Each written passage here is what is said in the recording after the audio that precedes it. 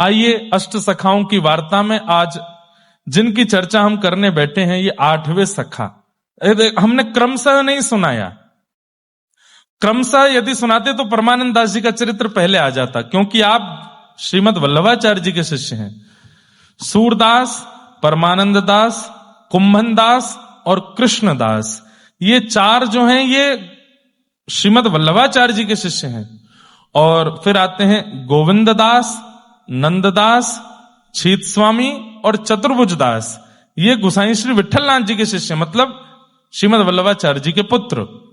पर हमने क्रमशः नहीं सुनाया यहां पर एक एक करके, इसलिए अब परमानंद दास जी का चरित्र हम लोग आज श्रवण करने के लिए उपस्थित हुए हैं।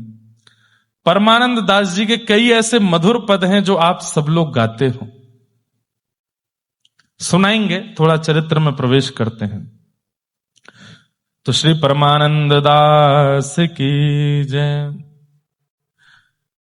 परमानंद दास और सूरदास, इन दोनों को पुष्टि मार्ग का, भक्ति मार्ग का सागर कहा गया। क्यों? बोले इन्होंने इतने पद लिखे, इतने पद लिखे, इतने पद लिखे कि उनकी कोई खान नहीं है। आज सूरदास जी के 1.25 लाख पद कहे जाते हैं, पर प्राप्त पद केवल 20,000 ही हैं। 20,000 ही पद हैं हम लोगों के पास, बाकी के पदों का पता ही नहीं है कहां है। ऐसे ही परमानंद दास जी के पद भी हजारों की संख्या में हैं। और बंधुओं, ये पद नहीं है, ये सामान्य कोई गायन शैली कुछ नहीं, ये साक्षात वेद मंत्र के समान ही हैं। अरे हम क्या बता रहे हैं आपको, श्री गोवर्धन वासी सांवरे लाल तुम बिन रहो ना जाए, इस पद को गाकर के जब हम गिरधर लाल जी को प्राप्त कर सकते हैं, वो पद सामान्य हो सकता है? और परमानंद दास जी ने बाल लीला के तो बहुत ही पद गाए। कन्नौज में आपका जन्म हुआ था, उत्तर प्रदेश में कन्नौज, जहां के इत्र बड़े प्रसिद्ध हैं, वहां श्री परमानंद दास जी का जन्म हुआ। एक परम पवित्र कुलीन ब्राह्मण परिवार में आपका जन्म हुआ। आपके पिताजी पुरोहित कर्म करते थे। कथा ऐसी आती है कि जिस दिन इनका जन्म हुआ, इनके पिताजी कहीं अनुष्ठान करने गए थे, तो यजमान ने सोने की अनंत मोहरें उनको दी थी। इतनी दक्षिणा दी कि उनको जीवन में कभी मिली नहीं थी। तो इतनी दक्षिणा पाकर के जब वो घर आए, उनको पता नहीं था कि घर में बालक ने जन्म ले लिया है। घर आकर के और सीधे महाराज बस यही बोलते आए, परमानंद हो गया, परमानंद हो गया, परमानंद हो गया। वो तो इसलिए कहते आए थे क्योंकि दक्षिणा इतनी मिली थी। घर के सब लोग बोले, हाँ परमानंद तो हुआ ही है, आपके घर लाला हुआ है। तब आप बड़े प्रसन्न हुए, बोले भैया ये जो है, ये तो हमें ऐसा लगता है लक्ष्मी जी का वरदान हमारे यहां आए, इनके आते ही इतनी लक्ष्मी आई है हमारे पास। तब इनके घर के लोगों ने कहा, तुमने आते ही कहा परमानंद हो गया, परमानंद, तो इस बालक का नाम परमानंद ही रख दो। तब आपने कहा एक बार कुंडली देख लेते हैं, और नक्षत्र आदि देख करके जब अक्षर निकला तो पाप ही अक्षर आया। तो उन्होंने कहा ये सब तो संयोग है, और नाम परमानंद रखा। दास तो ये बाद में हुए, पहले इनका नाम परमानंद स्वामी, परमानंद नाम हुआ। तो बाल्यकाल से ही आपके अंदर सुलक्षण दिखने लगे थे भगवत भाव के। आपके पूज्य पिताजी पुरोहित कर्म करते थे। एक समय की बात की, कन्नौज उत्तर प्रदेश संपूर्ण में भारी अकाल पड़ा, भूखमरी होने लगी। और उस अकाल के कारण ऐसी स्थिति हो गई कि राजा ने घोषणा कर दी, मुगल शासक राजा था, उसने घोषणा कर दी, बोले भैया राज कोष में इतना धन नहीं है कि हम गरीबों को दे सकें। तो बोले क्या करें? बोले नामी ग्रामी धनी मानी जितने, उनकी पूरी लिस्ट तैयार करके हमको दो, और उन लोगों से कहेंगे कि अपने घर का धन जो है ये गरीबों में बांटो। ध्यान से सुनिएगा। तो श्री परमानंद दास जी के जो पिताजी थे, उनका नाम भी पहुंच गया राजा के पास, और इन सबको राजा ने आदेश किया, बोले ये हम प्रार्थना नहीं कर रहे, आदेश है कि आप सब लोग आपके घर में जो धन है गरीबों में वितरण करवाओ, और जिस प्रकार का अकाल पड़ा है इसको नष्ट करने का प्रयास करो। और जो नहीं देगा उसके यहां सेना आकर के हठ पूर्वक संपूर्ण धन ले जाएगी। अपने आप दोगे तो थोड़ा देना पड़ेगा, 50% देना पड़ेगा, और अगर सेना आ गई तो 100% धन ले जाएगी घर से।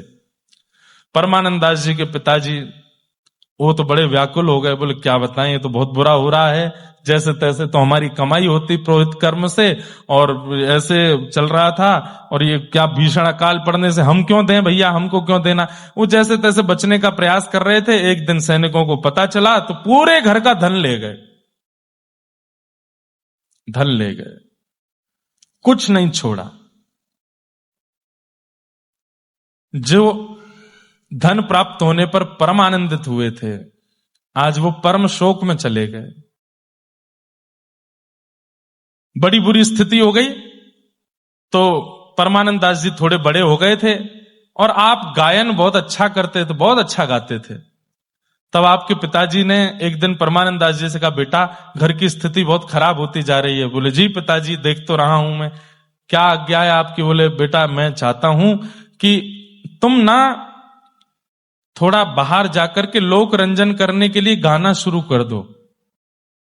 गांव में, बस्ती में, शहरों में नाटक होते हैं और भी कुछ होते हैं, उन सब में थोड़ा गायन, तुम्हारी आवाज अच्छी है, गायन करोगे थोड़ा बहुत पैसा आएगा, घर चलेगा हमारा। तो गायन का प्रयोग तुम लोक रंजन और धन कमाई के लिए कर लो। परमानंद दास जी का उत्तर सुनिएगा। परमानंद दास जी कहते हैं, पिताजी आपकी बात सराखों पर, लेकिन कहते हैं पिताजी मेरे पास जो स्वर विद्या है ये आपने नहीं सिखाई है, या किसी गुरु से नहीं सिखवाई है, ये तो जन्म से मेरे पास है, और जन्म से प्राप्त विद्या का मैं व्यय नहीं करूंगा, मैं बेकूंगा नहीं उसको। बुरा नहीं मानिएगा, कान पकड़ के एक बात कहूं, वैश्या को वैश्या क्यों कह दिया जाता है? क्योंकि वह अपने स्वरूप का विक्रय कर देती है, बेच देती है। और स्वरूप किसने दिया? ठाकुर जी ने। मतलब जन्म से मिला स्वरूप, जन्म से मिला वह आकर्षण, और उसका व्यय कर दिया, उसका धन ले लिया। अगर इस कारण से उसको वैश्या कहा जा रहा है, तो वैश्या बहुत समाज में बहुत तरीके से लोग हैं जो अपना विक्रय कर रहे हैं, और अपने प्राप्त गुण का विक्रय करके, प्राप्त लक्षण का विक्रय करके समाज से धन अर्जन कर रहे हैं, वो सब वैश्या ही हैं।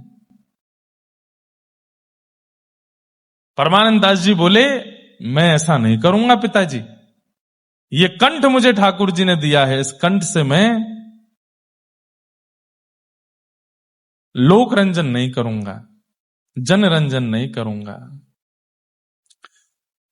भगवत रंजन करूंगा, ठाकुर जी का रंजन करूंगा। तो नहीं गए गाने के लिए। पिताजी बोले बेटा एक समय की रोटी कट जाएगी हमारी, एक समय ही पाएंगे। बोले पिताजी मैं वो कुछ और कर लूंगा, एक समय की रोटी पाना मंजूर है, लेकिन मैं गायन करके धन नहीं कमाऊंगा। ये तो केवल ठाकुर जी के लिए विद्या है मेरे पास, ठाकुर जी का ही मैं यश गाऊंगा। दूसरी बात, पिताजी आपने सारा जीवन कमाया, सारा जीवन कमाया, इतने अनुष्ठान करके इतनी धन दक्षिणा द्रव्य का आपने संचय किया, लेकिन अंत में मिला क्या? हाथ क्या लगा? कुछ भी नहीं, सब चला गया। तो जो वस्तु आपके पास टिक ही नहीं रही है, दोबारा उसी के पीछे क्यों भाग रहे हैं पिताजी? जीवन भर कमा करके भी नहीं रोक पाए, तो फिर सब कुछ लुट जाने के बाद कुछ और विचार कर लीजिए, फिर से उसी मार्ग पर जाना है, कमाना है, अर्जन करना है, इकट्ठा करना है। लेकिन पिताजी को परमानंद दास जी की बात समझ नहीं आई। पिताजी बोले एक काम कर, तू बैठा रहे घर में, मुझे तो घर चलाना है, मैं जाता हूं, और तेरी मां को भी साथ ले जाऊंगा। कहने का अभिप्राय, परमानंद दास जी को अकेले घर में छोड़ करके माता पिता चले गए, अकेले घर में रहते हैं। परमानंद दास व्यथित तो हुए, लेकिन फिर बाद में उन्होंने परिस्थिति को अवसर बना लिया।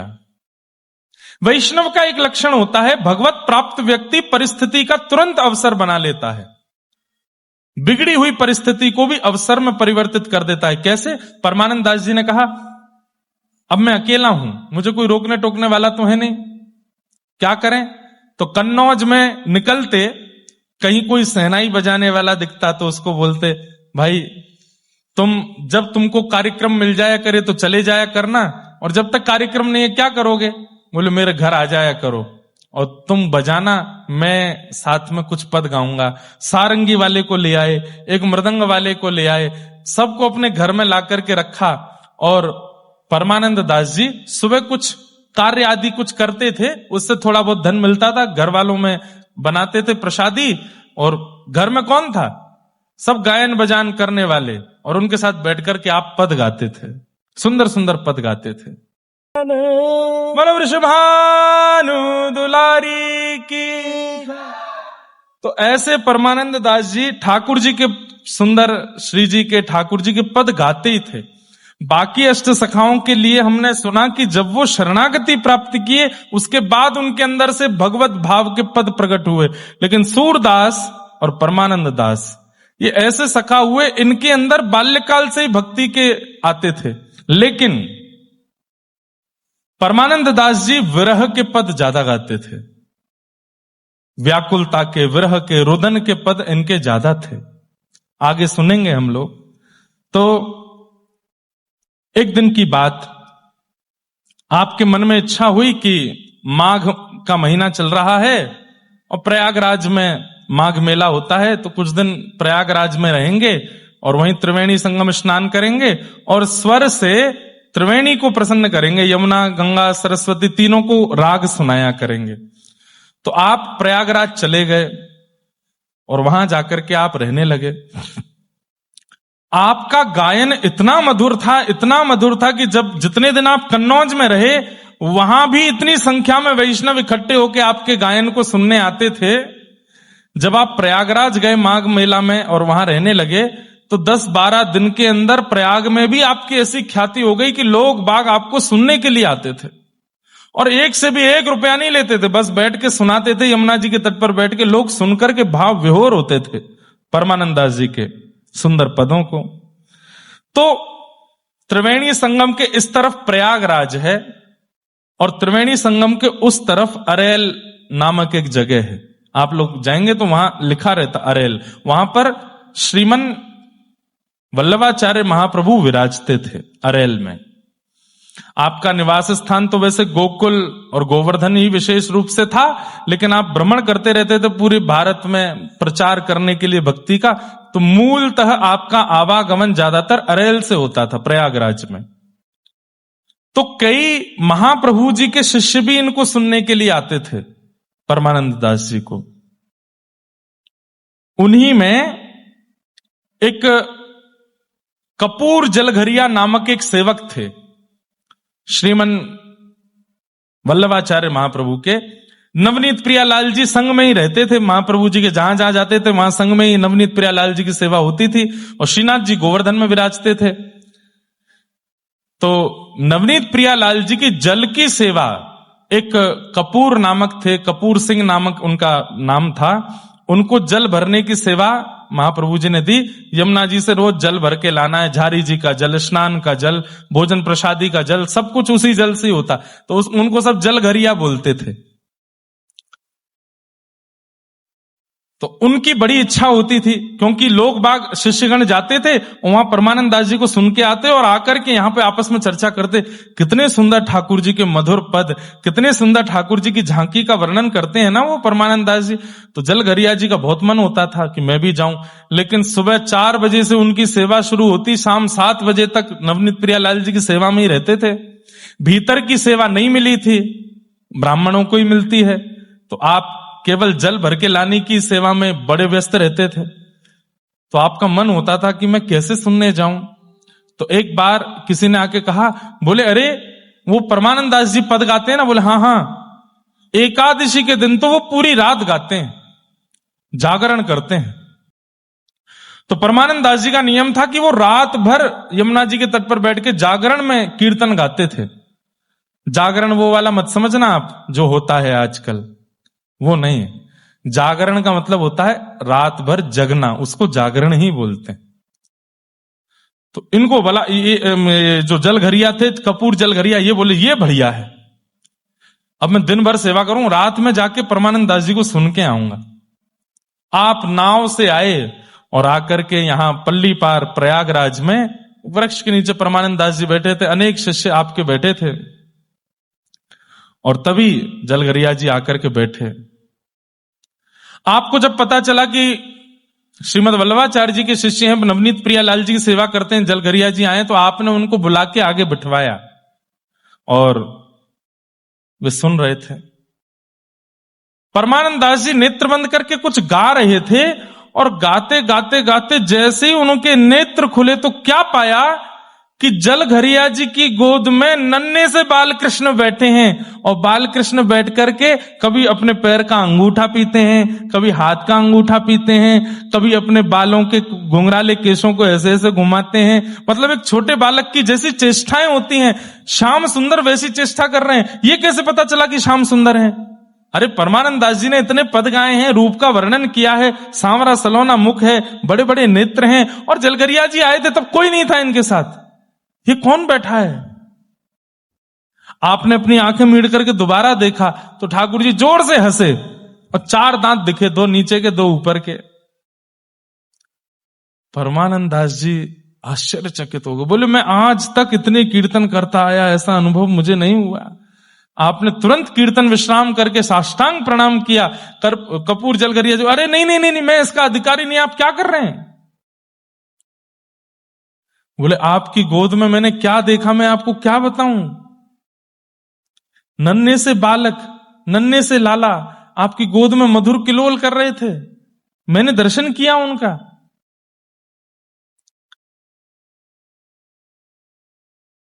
आहा। तब आपने कहा, बोले कि ये तो एक तुच्छ से सेवक की स्थिति है। यदि आपने हमारे आचार्य चरण का दर्शन किया तो आपको क्या क्या दिखेगा, ये तो आप ही जानो। आपके मन में प्रबल इच्छा हो गई कि अब मुझे श्रीमन वल्लभाचार्य जी का दर्शन करना है, और बस वो जागरण पूर्ण हुआ ही था, और थोड़े थोड़े सूर्य उदय होने लगे, और आप तुरंत यमुना पार करके अरेल पहुंचे। वहां श्रीमन वल्लभाचार्य महाप्रभु स्नान करके संध्योपासन कर रहे थे, और तभी आपका आना हुआ। आप आए और आकर के आपने महाप्रभु जी का मंगलमय दर्शन किया। दर्शन करके भाव विभोर हो गए, चरणों में प्रणाम किया। महाप्रभु जी ने कहा, कुछ सुनाओ, हमने सुना है आप बहुत अच्छा गाते हैं, बहुत अच्छी रचना करते हैं। तब आपने एक विरह का पद गाया,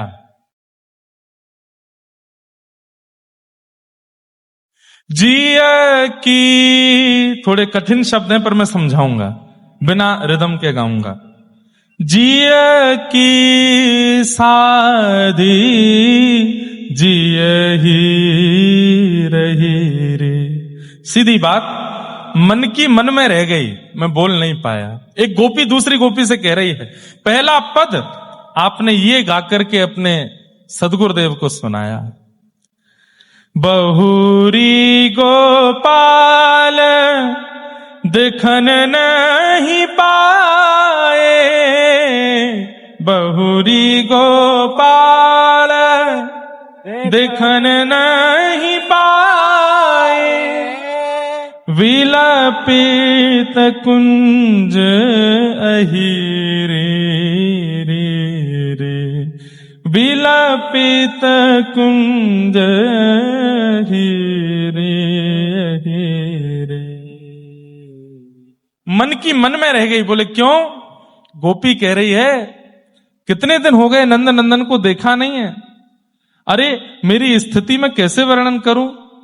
एक दिन सोजू सखी यह मारग, एक दिन सोजू सखी यह मारग। दूसरी गोपी कह रही, अरे मेरी सुनो मेरी सुनो। बोले कहा, एक दिना यह रस्ताते में जाए रही, एक दिन या मार्गते में जाए रही। बोले काई को जा रही? बेचन जाती दही सखी रे, बेचैन जात दही रे सखी। मैं दही बेचन के काजे या मार्ग ते जाए रही, एक दिना की बात। और तभी कहा भयो,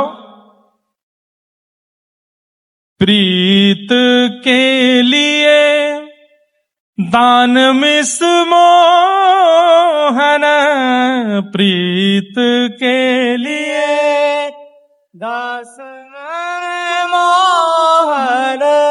प्रीत के लिए दान मिस मोहन, प्रीत के लिए दान में मोहन। मेरी बाह गहीरी सखे रे, मेरी बाह गहीरी सखी। हमारो दान दे जारी, नहीं दधि बेच वेवारी। हाथ पकड़ लिया, बोले दान दे के जाओ। गोपी बोली क्यों दे के जा मैं? बोले जे मार्ग हमारे बाबा ने बनवायो है, हमारे नंद बाबा के द्वारा ये मार्ग बनो है, यहाँ पे चलवे को कर लगेगो। बोले कहा कर में देनो? बोले या तो मक्खन दो, दही दो, दूध दो, मुंह दो। दूसरी सखी बोली तेने कहा कियो? बोले मोसो एक गलती है गई। बोले कहा मैं हाथ छिड़ाई के वहां से भाज गई। वादना को दिन है, आज तक श्याम सुंदर दिख नहीं रहे हैं। अरे सखी मुंह से गलती है गई, अपराध है गयो। नंद नंदन रूठ गए मुंह से, और उनके रूठवे के कारण अब इतने दिन है गए मुंह से मिले नहीं है। अब एक एक क्षण कल्प के समान बीत रहा है। त्रुटियुगायते त्वाम पश्यताम। श्रीमद वल्लभाचार्य महाप्रभु अति रीझ है, नेत्रों में अश्रुबिंद प्रकट हैं, और परमानंद दास जी की ओर देख करके बोले इस जन्म का फल नहीं है ये, तुम भगवान के द्वापर युग के सखा हो, और उसी जन्म का ये फल मिला है कि तुम इस जन्म में बिना शरणागति प्राप्त किए, बिना समाश्रित हुए इतने सुंदर भाव गाते हो। परंतु अब तुम्हें समाश्रण की, तुम्हें ब्रह्म संबंध की दीक्षा की आवश्यकता है। क्यों? क्योंकि पूरा पद तुमने बहुत अच्छा गाया, लेकिन अंत में तुमने कहा परमानंद स्वामी। ठाकुर जी की शरणागति के बाद तुम स्वामी कैसे हो सकते हो? इसलिए जाओ यमुना स्नान करके आओ। आप तुरंत यमुना स्नान करने के लिए गए। अब तो जलघरिया आदि जो थे वो सब वहीं खड़े थे। सबने पूछा क्या हुआ क्या हुआ, महाप्रभु जी क्या बोले तुम्हारा पद सुन करके? बोले कुछ नहीं, बस बोले हैं कि यमुना स्नान करके आओ। वो सब नृत्य करने लगे। बोले अब तो आनंद आ जाएगा। बोले क्यों, आप हमारे गुरु भाई हो जाओगे। अब तो यमुना स्नान की आज्ञा, मतलब अब वो आपको दीक्षा ही देंगे, आपका ब्रह्म संबंध ही करेंगे। अब तो वहां सब नृत्य कर रहे थे। श्रीमद वल्लभाचार्य जी के जितने शिष्य थे वो सब नाचने लगे, और बस सब प्रतीक्षा करें जल्दी जाओ आप स्नान करके आओ और ब्रह्म संबंध ले लो, हमारे गुरु भाई बन जाओ, एक बार हृदय से लग जाओ हमारे। परमानंद दास जी स्नान करके आए। लौट करके आकर के जैसे ही श्रीमद वल्लभाचार्य जी ने उनको गले में कंठी पहना करके और समाश्रित किया, कान में मंत्र दे करके जैसे ही ब्रह्म संबंध कराया, आनंदित हो गए। तभी जलघरिया जी बोले, परमानंद दास जी बोले जी एक बार गुरुदेव की तरफ निहारो, क्या दिख रहा है आपको? जैसे ही परमानंद दास जी ने अपने गुरुदेव को देखा, बोले कि जलघरिया जी की गोद में ठाकुर जी दिखे थे, पर मेरे गुरुदेव तो साक्षात ठाकुर जी के रूप में ही मुझको दिख रहे हैं। साक्षात परमात्मा, साक्षात श्री कृष्ण जिनको आज तक ध्याता गाता आया हूं, वही दिख रहे हैं सामने। बोले बस। तुरंत गुसाई जी ने आज्ञा की अब चलो। कहां चलें? नवनीत प्रियालाल जी का दर्शन करें। और श्री नवनीत प्रियालाल जी का दर्शन करने के लिए गए। आहा, जैसे ही पलना में झूल रहे नवनीत प्रियालाल जी का दर्शन किया, परमानंद दास जी से तुरंत कहा कैसे लग रहे हैं ठाकुर जी? बोले अरे क्या बताएं, कैसे लग रहे हैं ठाकुर जी? परमानंद दास जी अपने आप को और महाप्रभु वल्लभाचार्य जी के सब शिष्यों को गोपांगना बता रहे हैं। और सामने क्या दिख रहा है उसका वर्णन कर रहे हैं। आहा, क्या वर्णन है। नंद भवन का मणिमय आंगन है, मणियां लगी हैं खंभों में जिनमें प्रतिबिंब दिख रहा है, शीशे की तरह ठाकुर जी की झांकी दिख रही है। एक श्री कृष्ण बीच में रेंग रहे हैं, रिंगना, रेंग रहे मतलब घुटमुन घुटमुन चल रहे हैं, और चलते चलते कभी कभी रिपट जाते हैं तो पट्ट से गिरते हैं, दोनों हाथ आगे पैर पीछे, कछुआ बन जाते हैं। बोलो कच्छप भगवान की। आहा, जानू पानी मेरो छगन को मगना। यशोदा मैया लाला से कहती है, अरे मेरो छगन मगन यहां को आए जा। ये ठाकुर जी को निकनेम है छगन मगन। छगन मतलब जो छम छम करतो भयो चले, और मगन है करके चले, वा को नाम है छगन मगन। ये लाला को यशोदा मैया नाम बोले छगन मगन। तो यहां परमानंद दास जी कह रहे हैं, गिर गिर उठत घुटवन टेकत जानू पानी, मतलब जान मूझ के। गिरने की स्थिति होती नहीं है, जान मूझ करके बढ़िया खड़े हैं। देखते हैं यशोदा मैया पल्ली तरफ देख रही है, मेरी तरफ ना देख रही, सोई अपने हाथ चौड़ा देते हैं, गिर जाते हैं पट्टे से नीचे। जानू पानी मेरो छगन को मगना, जानू पानी मेरो छगन को मनवा। कंठ में एक हार पहना है जिसमें बग नख लगा है, बाघ के 2 नख हैं ऐसे, वो कंठ में पहना हुआ है। और श्री परमानंद दास जी ने पलना में बैठे हुए लाला को देख करके नंदोत्सव का पद गाया, जिससे संपूर्ण अरेल और प्रयागराज के सब लोग नृत्य करने लगे। अब इससे आगे की लीला हम लोग कल सुनेंगे।